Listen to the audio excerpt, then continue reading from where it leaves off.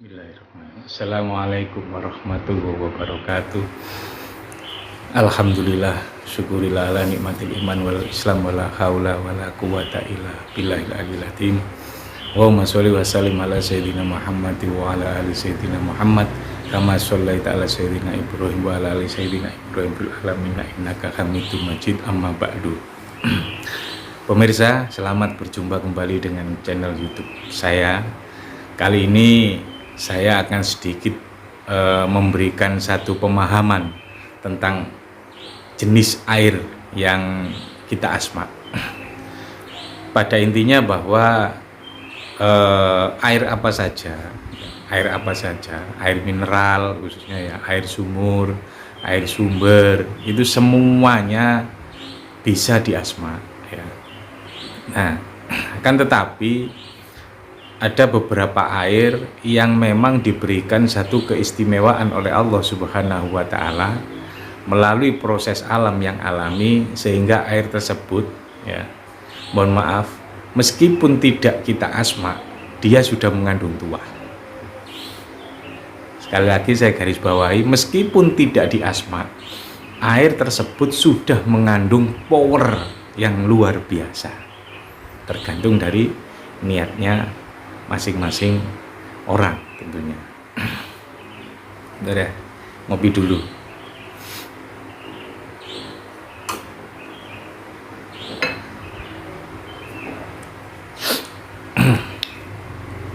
Nah, apa saja air itu?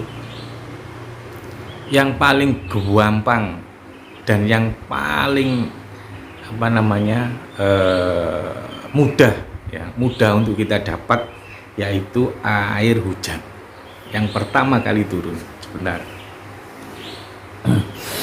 Nah, ini kebetulan saya mohon maaf ya, ini wadahnya tok, ini tempatnya saja, cuma ini saya tulisi ini air hujan yang pertama kali turun.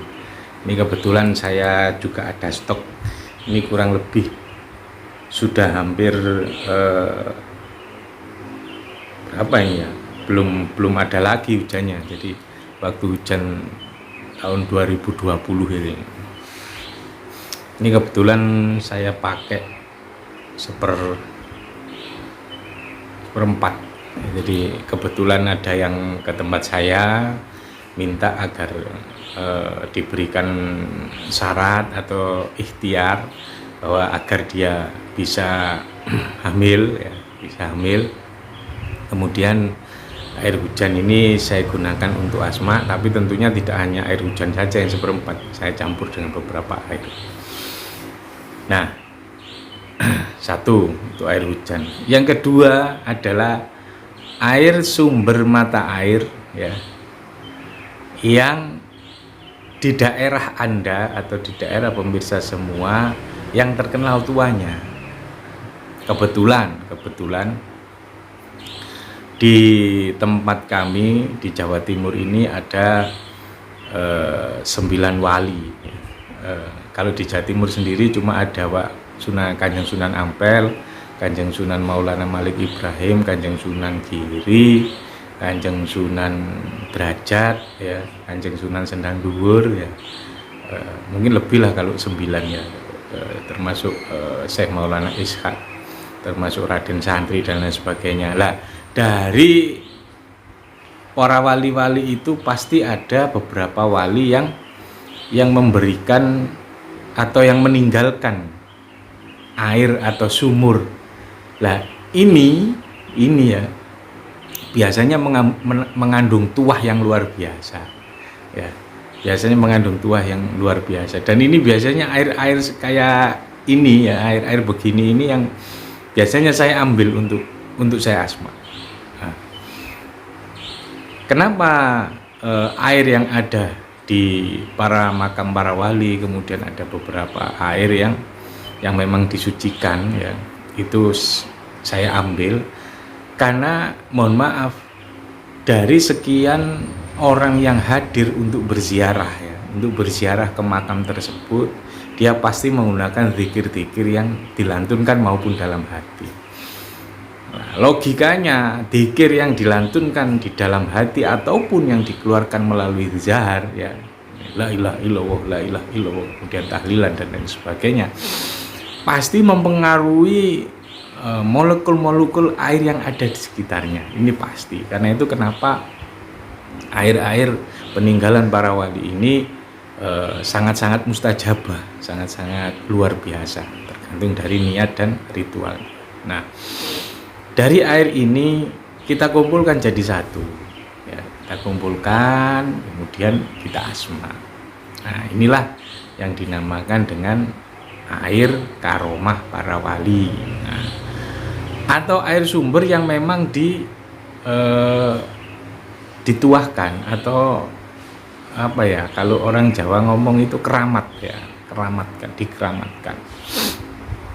Di Jawa Timur ini ada salah satu sumber mata air yang memang diburu, baik itu oleh praktisi-praktisi muslim, praktisi-praktisi, mohon maaf, suhu, ya, Konghucu dan lain sebagainya, kemudian praktisi para ini Hindu Buddha, ya.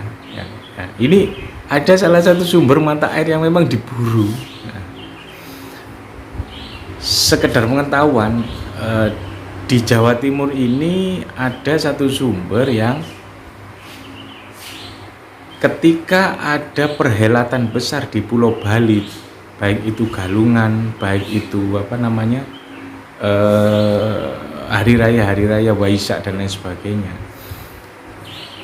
dia pasti mengambil air ini di Jawa Timur.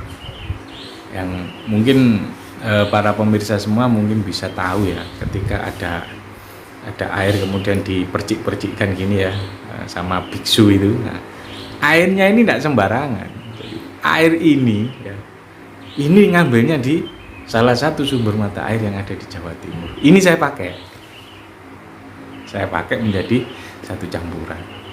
Nah, kebetulan ya, ini contoh, ini baru kemarin saya mohon maaf, ya, ini bukan sponsor, tapi ini cuma tempat saja. Nah, ini saya saya ambil dari sumber tersebut. Nah, saya digabung.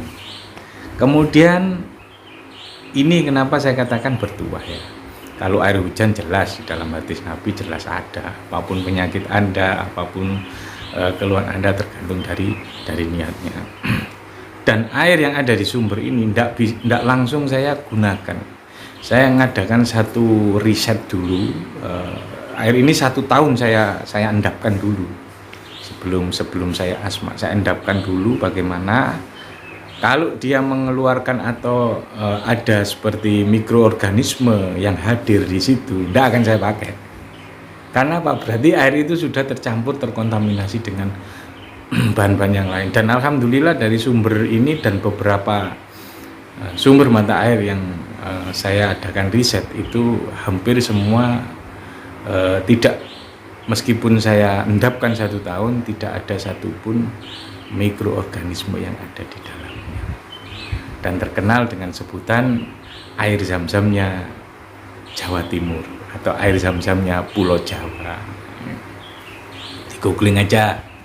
Nah, kemudian ini air yang paling luar biasa, dan ini setiap orang umroh, setiap orang haji itu saya titip asli dari sana. Dan ini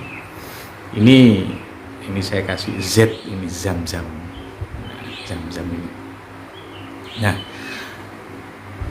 ini hadirin kebetulan tinggal sekian, ya. Jadi dari tong yang besar itu tinggal sedikit, ini memang saya buat campuran. Nah, ini mohon maaf yang sebesar-besarnya, air zam-zam ini tidak ada tandingannya. Karena itu kenapa saya pakai air zam-zam juga untuk campuran 3 air ini, ya, yaitu air hujan itu sedikit sekali saya gunakan karena apa namanya tertentu ya, tertentu saja. Terus kedua adalah air sumber yang ada di para wali, dan salah satunya adalah air keramat yang saya ceritakan tadi. Kemudian yang terakhir ini adalah pamungkasnya, yaitu air zam-zam. Kita campur jadi satu. Dan ini mohon maaf, tidak langsung saya asma ya. Saya endapkan dulu, saya campurkan dulu ya, sampai menunggu satu waktu yang pas, baru kita asma. Sehingga apa? Air ini tidak usah diminum, ditaruh saja di belakang seperti ini, taruh saja, nggak usah diminum, atau ditaruh di meja gitu, nggak usah dibuka. Orang yang hadir ke rumah Anda, tamu Anda, kalau dia mempunyai satu energi negatif, pasti bereaksi, hanya melihat air saja. Sempat waktu itu dicoba sama beberapa orang. Jadi air ini memang di rumah itu saya taruh aja di atas, di atas buffet atau di atas meja, sudah saya taruh aja satu. Hampir semua energi negatif yang ada di tempat atau di rumah itu insya Allah akan dibersihkan oleh Allah melalui wasilah air ini, insya Allah. Nah, inilah beberapa tips air yang sebenarnya untuk asma itu bagus sekali. Jadi bukan berarti terus air mineral yang ada di di tempat-tempat perbelanjaan itu tidak bagus, bukan. Tapi kita adalah mengambil tuahnya, mengambil mustajabnya. Kalau di daerah kita yaitu tadi ada satu sumber. Kalau di sini banyak, di Sendang Dhuwur itu juga ada ada sumber yang kecil tapi tidak habis-habis airnya. Nah, ini bisa dibuat, dirituali lah ya, dirituali, insya Allah nanti akan keluar seperti itu. Terus kapan waktu yang pas untuk mengasma? Tunggu video saya selanjutnya. Assalamualaikum warahmatullahi wabarakatuh.